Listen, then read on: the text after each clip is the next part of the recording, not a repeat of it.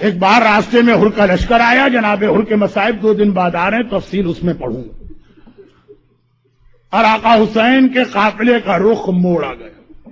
اب یہ قافلہ چل رہا ہے اور اس کی کوئی ڈیسٹینیشن نہیں، ان نون ڈیسٹینیشن۔ ادھر ہر قاصد کے ذریعے اپنے زیاد کو خط لکھ کے اطلاع کر رہا ہے کہ حسین میرے ساتھ ہیں، میں نے ان کو کوفے کے راستے سے ہٹا دیا، اب میرے لیے کیا حکم ہے؟ مگر اس سے پہلے کہ وہاں سے کوئی حکم آئے، 2 محرم کی سپہر کا وقت ہے، چلتے چلتے حسین کی سواری کے جانور نے ٹھوکر کھائی۔ آپ حضرات ساری زندگی آقا حسین کی عزاداری میں مصروف رہے ہیں اور اسی کو اپنی سب سے بڑی سعادت اور کامیابی سمجھ رہے ہیں۔ فاطمہ زہرا کی دعا جس مومن کو مل جائے اس سے زیادہ خوش قسمت کون ہے؟ خاص طور پر ایام اضحیٰ کا پہلا عشرہ آرام کے وقت بدل گئے، کھانے پینے کے اوقات بدل گئے، پوری زندگی کا انداز بدل گیا، مگر یہ کوئی حق ادا نہیں کیا آپ نے۔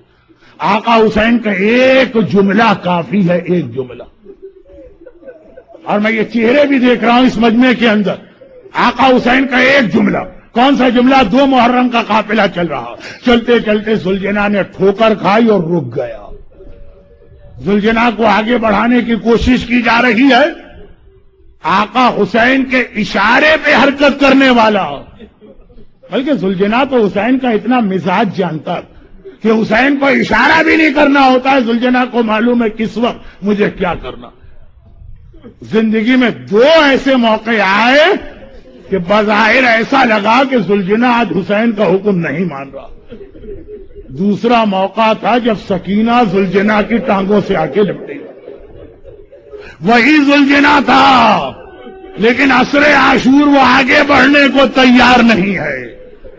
وہ منزل آئے گی عاشور کے مصائب میں، اور آج پہلا موقع ہے کہ ذوالجناح نے ٹھوکر کھائی اور رک گیا۔ اب اصحاب امام خاص طور پر آقا حسین کے قافلے کا جو انتظام کرنے والی شخصیت ہے، ابو الفضل عباس کوشش کر رہے ذوالجناح آگے نہیں بڑھ۔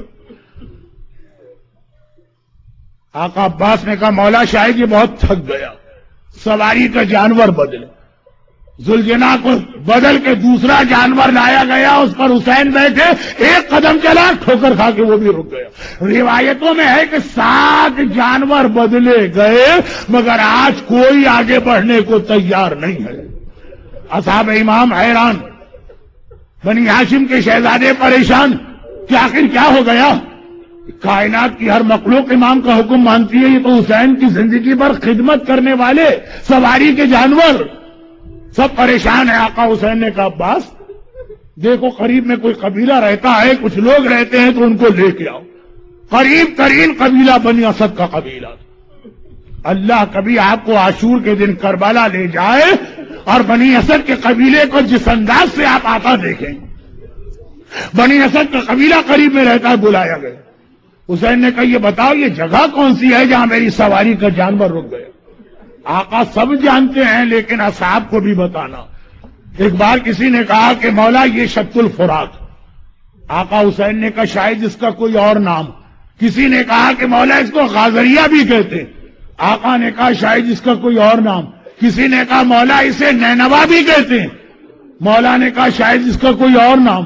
سب ایک دوسرے کو دیکھنے لگے کہ مولا اس کے علاوہ تو کوئی نام نہیں۔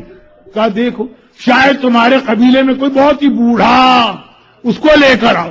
ایک واقعان اتنا بزرگ تھا کہ جو آنے کی طاقت نہیں تھی اٹھا کے لایا گیا۔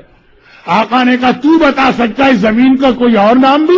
کہا کہ ہاں ہم نے اپنے بزرگوں سے سنا تھا کہ اس زمین کو کرب و بلا بھی کہتے ہیں، وہ کربلا کا نام سننا ہے۔ حسین نے آواز دی عباس ساری سواریاں بٹھا لو، خیمے لگائے جائیں، سیدانیوں کو اتارا جائے، اب ہمیں یہاں پہ قیام کرنا۔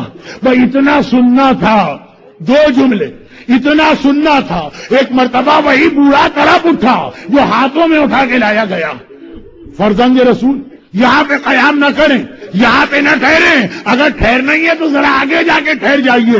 آقا نے پوچھا کیوں؟ کہا میں نے اپنے بزرگوں سے سنا ہے کہ کوئی نبی زمین سے نہیں گزرا، کوئی ولی زمین سے نہیں گزرا، کوئی نبی کی اولاد اس زمین سے نہیں گزری مگر اس کے بدن سے خون جاری ہوا۔ یہ نبی زادوں کو موافق نہیں آتی زمین۔ آقا حسین نے کہا تو نے خالی اتنا سنا ہے اور مجھے تو پتا ہے یہ وہی جگہ ہے جہاں ہماری گردنیں کٹیں گی، ہمارے بے سر کے لاشیں جلتی ریتی میں پڑے رہیں گے، ہمیں اپنے جوانوں کے لاشیں اٹھانا پڑیں گے۔ عباس خیمے لگاؤ، اونٹوں کو بٹھاؤ، سرداریوں کو خیموں میں لے جاؤ۔ ابھی پہلا ہی خیمہ لگا، ثانیہ زہرا، شریکت الحسین، زینب کبریٰ خیمے میں گئی، فضہ کو بلایا، اماں ذرا جا کے میرے بھائی کو میرے پیغام تو دینا۔ حسین آئے، زینب کیا بات ہے؟ ابھی بنی اسد سے میری باتیں جاری ہیں، کیوں بلایا؟ زینب نے کہا، حسین فوراً آ گئے۔ زینب نے کہا بھیا یہ کہاں رک گئے، یہ کہاں اتر گئے، یہ کہاں ٹھہر گئے؟ میں جب سے خیمے میں آئی ہوں مجھے کسی بیوی کے رونے کی آواز سنائی دے رہی ہے۔ ارے یہ کون سی جگہ ہے؟ آواز بھی ذرا جانی پہچانی ہے۔ حسین نے سر جھکا کے کہا زینب نہیں پہچانا؟ یہ اماں فاطمہ کے رونے کی آواز ہے، میری ماں جو جنت البقیع سے یہاں تک میرے ساتھ آئی ہے۔ زینب نے گھبرا کے کہا لیکن بھیا یہ ماں رو کیوں رہی ہے؟ کہا زینب یہی کرب و بلا ہے جہاں مجھے شہید ہونا ہے، جہاں تیری چادر چھینی جانا ہے۔ زینب تفصیل بعد میں، ابھی بنی اسد سے باتیں جاری ہیں۔ ایک بار حسین قبیلے بنی اسد کے قریب آئے، کہا کہ ہمیں یہاں ٹھہرنا ہے اور یہ زمین ہم خریدنا چاہتے ہیں۔ بنی اسد کے لوگوں نے ہاتھ جوڑ دیے، مولا آپ ہمارے مہمان ہیں، جتنے دن آپ کا دل چاہے قیام کریں۔ حسین نے کہا مجھے چند دن نہیں رہنا، اب تو قیامت تک مجھے یہیں پہ قیام کرنا ہے۔ یہ زمین خریدی جائے گی اور دو شرطیں حسین نے لگائی، عزاداروں آپ کے کھانے پینے کا نظام بدل گیا، آپ کے آرام کا نظام بدل گیا، آپ کی پوری فیملی لائف بدل گئی، مگر ایک جملہ آپ کے لیے کافی ہے۔ حسین نے کہا دو شرطیں ہیں، پہلی شرط کیا ہے؟ پہلی شرط کیا ہے؟ حسین نے عباس کو یاد نہیں کیا، حسین نے اکبر کو یاد نہیں کیا، حسین نے اہل حرم کو یاد نہیں کیا۔ کہا قیامت تک جب ہمارا کوئی شیعہ زائر یا زوار بن کے کربلا میں آئے اسے 3 دن میرا مہمان بنا کے رکھنا اور کہنا حسین کے زائر آقا نے کربلا پہنچتے ہی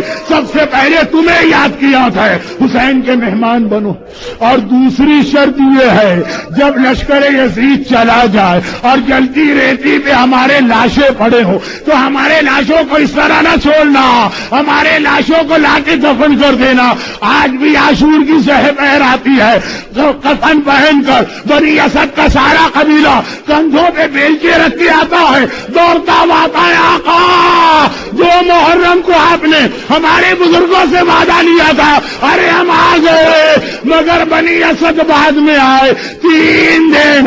آقا کو اتنا خیال تھا ہمارے لاشیں بے گور و کفن نہ پڑے رہے، امام زمانہ سلام کر رہے، میرا سلام کربلا کے اس شہید پر جن کا لاشا 3 دن تک جلتی ریتی پہ پڑا رہا اور کوئی دفن کرنے والا نہ تھا۔ ارے میں آگے بڑھوں گا اور کہوں گا مولا سجاد ایک مٹھی خاک ہی بابا پہ ڈال دیتے، سجاد اپنے ہاتھوں کو دکھائے گا، ارے وہ جوان بیٹا جس کے ہاتھوں میں ہتھکڑی لگی ہو وہ ایک مٹھی خاک بھی ڈالے تو کیسے